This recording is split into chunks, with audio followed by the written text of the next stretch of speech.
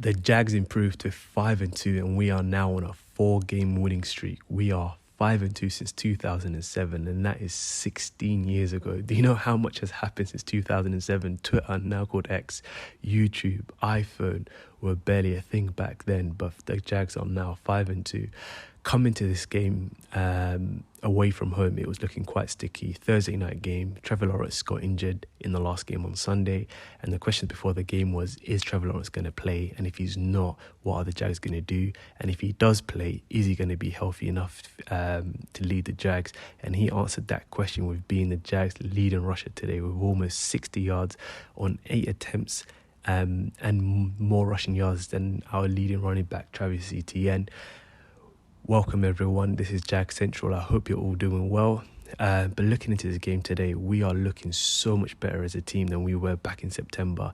Even though there's still room for improvement, we are trending in the right way. The offense is looking much more better and more balanced. But yeah, this was a wild game. Started off with 2 touchdowns in our 2 opening drives.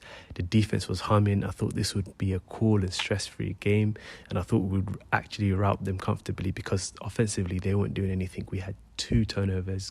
Kirk dropped the ball. Saints get it back. Didn't do nothing with it.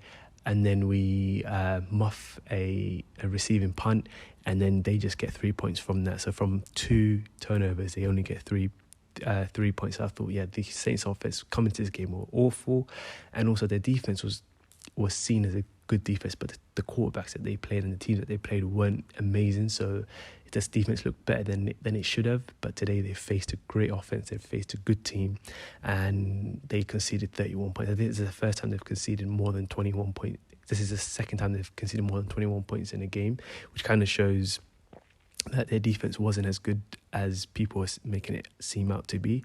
But yeah, so as I thought, like, we would probably rout them comfortably, being up 14-3. We even got up to 24-9 with the defense getting a defensive touchdown. But the offense just started to stall, and the defense was getting pressured. And then before we knew it, it was 24-24. We got up to 31-24 with an amazing underneath catch from Kirk, and he made the play with his legs to get into the end zone. And then with 3 minutes remaining, we're just praying the defense just gets to stop, and then which they did, but with the help of their tight end Foster Moreau, wide open, busted coverage by our 2 defenders. They were attracted to Chris Olave, leaving Moreau open. Derek Carr finds him. I'm thinking, yeah, this is a touchdown. Damn, now we're going to go straight into overtime. But yeah, he drops it. They go to 4th down, and then, yeah, pass gets broken up. They were looking for pass interference, but they weren't getting that because it wasn't that much of a contact. And shout out to the special teams. Pulled off a fake punt in the first quarter, first half, and it was well executed and well timed. But yeah, the 2 things that come into this game was, can we get a W and can we leave with a healthy Trevor Lawrence? And we got both.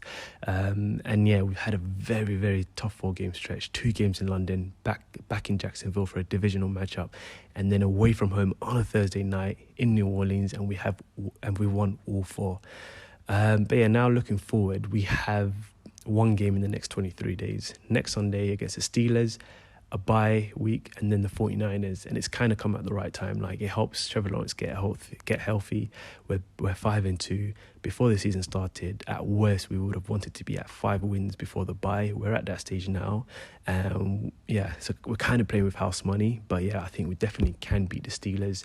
I think that's a team that offensively as well, they're not a great team, but defensively, they're actually a great team. Like, they've held the Baltimore Ravens to 10 points. They're just a great team in general. Then essentially now we just need, if we get that 6th win before the bye, essentially we just need 4 wins after the bye to kind of get into the playoffs, because 10 wins usually gets you into the playoffs, and especially in our division, I think probably 9 wins will probably get us into the playoffs anyway. The Jags are trending up, and that's what we need to see as we get into November, December, and by the time we get to January, we want to be playing our best football. But yeah, thank you guys for watching, and I'll catch you guys in the next one.